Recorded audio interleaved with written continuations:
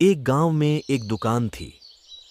गांव में एक ही दुकान होने से उसका मालिक रतिराम पूरे गांव वालों को लूटता रहता था। शहर बहुत दूर था, इसलिए रतिराम अपने सामान के बहुत ज्यादा भाव रखता था। गांव वालों को मजबूरी में सामान लेना पड़ता था। एक दिन एक किसान रतिराम की दुकान पर आया। किसान, भाई ये गुड़ कैसे दिया? रतिराम, 100 रुपए का 5 किलो। किसान, ये तो बहुत ज्यादा है, शहर में तो 20 रुपए का 5 किलो मिलता है। रतिराम, तो वहीं जाकर ले लो, मैंने मना किया है क्या? जब यहां से 2 दिन में शहर पहुंचोगे, वहां से गुड़ लेकर गांव आओगे, भाड़े में ही 150 रुपए लग जाएंगे। 4 दिन का काम का नुकसान करके यही गुड़ 170 का पड़ेगा। अब जल्दी बताओ, लेना है कि नहीं? किसान दुखी होकर गुड़ लेकर चला जाता है। इसी तरह पूरा गांव लालची बनिए से परेशान था, लेकिन इसका कोई उपाय नजर नहीं आ रहा था। लालची रतिराम कभी कभी गरीबों को उधार में सामान दे देता था, बदले में दुगना तिगना ब्याज लगाकर कभी उनके घर के बर्तन, कभी उनके पशु अपने कब्जे में कर लेता था। गांव में सुजान सिंह, एक गरीब किसान, खेती से किसी तरह गुजर बसर करता था। उसकी एक गाय को रतिराम ने अपने कब्जे में रख रखा था। उधार पर ब्याज बढ़ता जा रहा था। सुजान सिंह किसी तरह अपनी गाय वापस लेना चाह रहा था। सुजान सिंह, रतिराम, ये गाय मुझे वापस कर दे, इसका दूध बेचकर मैं तेरे पैसे चुका दूंगा। रतिराम, जब गाय मेरे कब्जे में है तो दूध भी तो मेरा हुआ, तुझे कैसे दे दूं?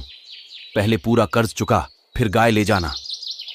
सुजान सिंह को बहुत गुस्सा आया। एक दिन अपने घर वालों को समझा बुझाकर सुजान सिंह शहर चला गया। वहां उसने देखा कि सामान बहुत सस्ता है। वह लाला से तो परेशान था ही, वह एक सेठ की दुकान पर नौकरी करने लगा। परचून की दुकान पर नौकरी करते करते उसे 1 साल हो गई। वह पैसे घर भेजता रहा।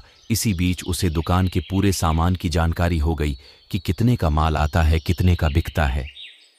एक दिन उसने अपने सेठ जी को अपने गांव का हाल बताया। यह सुनकर सेठ जी ने कहा, सेठ जी, तू एक काम कर, सुजान सिंह गांव में मेरे नाम से एक दुकान खोल ले, जो भी प्रॉफिट होगा आधा आधा माल मैं भेज दूंगा, लेकिन कभी बेईमानी मत करना। सुजान सिंह, मालिक, इसी बेईमानी ने तो मुझे शहर में लाकर पटका है। मैं तो बस उस लाला को सबक सिखाना चाहता हूं, हमेशा आपकी गुलामी करता रहूंगा। सेठ जी बहुत खुश हुए। उन्होंने सारा इंतजाम कर दिया। सुजान सिंह को गांव भेज दिया।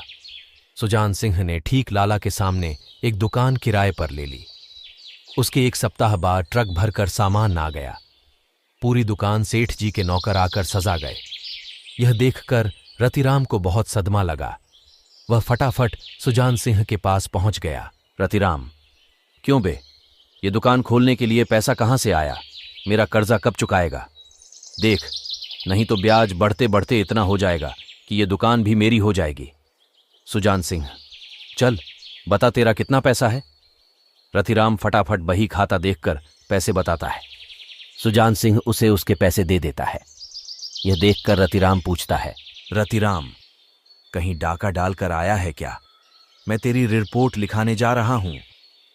सुजान सिंह, मैं तो नौकर हूं, ये तो शहर में बैठे मेरे सेठ जी की दुकान है, बोर्ड पर देख, उनका लिखा है, शहर जाकर उनसे पूछ। रतिराम घबरा जाता है। फिर वह सुजान सिंह से प्यार से बात करने लगता है। वह कहता है, रतिराम, एक काम करते, तेरा लाला तो शहर में बैठा है, उसे क्या पता तू कितने का सामान बेच रहा है? तू मेरे वाले रेट पर सामान बेच, इससे तुझे दुगनी बचत होगी, ऊपर से तनख्वाह अलग से मिलेगी और मेरी दुकानदारी खराब नहीं होगी। ग्राहक यहां से ले या मेरी दुकान से रेट एक ही रहेगा। सुजान सिंह, लाल तेरा धन्यवाद करना चाहता हूं, तेरे कारण ही आज मैं यहां तक पहुंच पाया। न तू मेरी गाय हड़पता, न मैं शहर नौकरी करने जाता, न यह दुकान खुलती। यह दुकान मैंने तेरे जुल्मों के शिकार गांव वालों की भलाई के लिए खोली है। यहां तो शहर से भी सस्ता माल बिकेगा। चल भाग यहां से। धीरे धीरे सुजान सिंह की दुकान चलने लगती है। रतिराम की दुकान पर एक भी ग्राहक नहीं होता। धीरे धीरे सुजान सिंह गांव वालों को उधार भी देने लगा, वो भी बिना ब्याज के। इससे गांव वाले बहुत खुश हुए। महीने में एक दिन सुजान सिंह शहर जाकर पूरा हिसाब सेठ जी को दे आता और सेठ ही उसे उसका हिस्सा दे देते। धीरे धीरे सुजान सिंह ने 2 नौकर भी दुकान पर रख लिए। अब उसने दूसरे गांव में भी दुकान खोलना शुरू कर दिया। इधर लाला की दुकान का सारा सामान सड़ने लगा, उसके आटे में कीड़े लग गए। लाला बहुत सस्ता सामान बेचने लगा, लेकिन सुजान सिंह के व्यवहार के कारण लाला से कोई कम पैसों में भी सामान नहीं लेता था।